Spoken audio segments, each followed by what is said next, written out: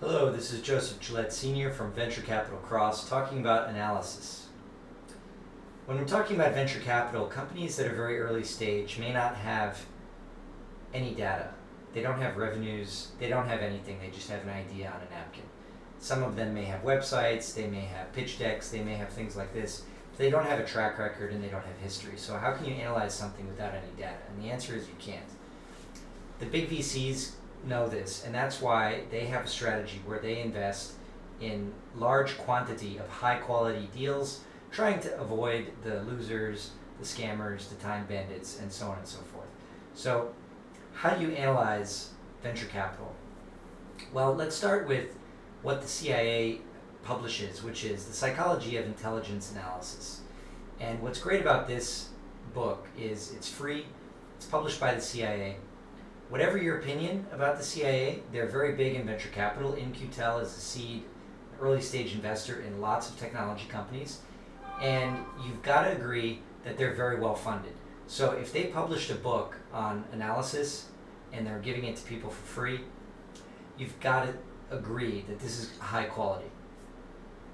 There's thousands, perhaps tens of thousands of people who write books on analysis of markets and global macro analysis, and there's some great analysts out there, but the point of reading this book is how to learn to be an analyst for yourself.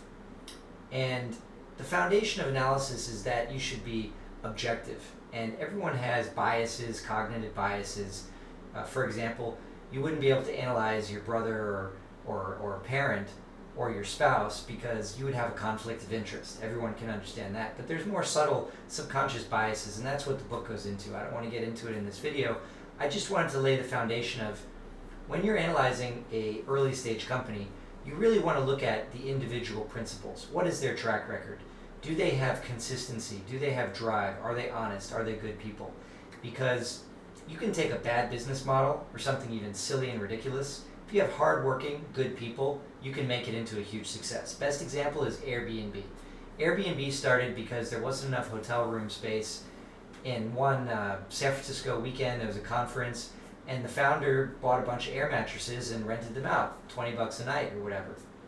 And it was kind of a silly college thing to do, and it became a little business, and they turned it into a huge enterprise. They walked across the street to Silicon Valley, got some money, startup money from venture capital firms, and off they went, and it was a huge success.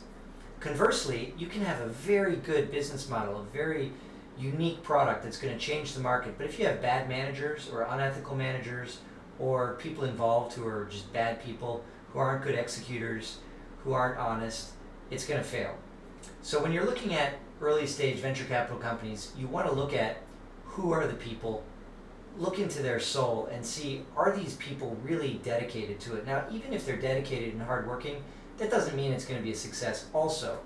But if they're dishonest, it's guaranteed to fail. So you want to make sure that the individuals who are behind it, whether it's the managers, the principals, the other employees, the affiliates, the people who are involved in the startup, you want to really connect with them and make sure that what they're saying resonates with you and have them tick all the right boxes. That's what you want to look at.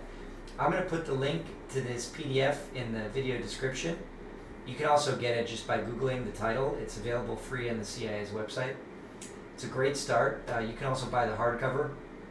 In any case, that's a good start to analyze venture capital because these ideas, you have no way of knowing which is going to be the big success and which is not. So the idea is that you just want to invest in companies that create value, not that are somehow tricking the system or creating a better mousetrap. You want to invest in groups that create real economic value, such as the one we mentioned, Airbnb.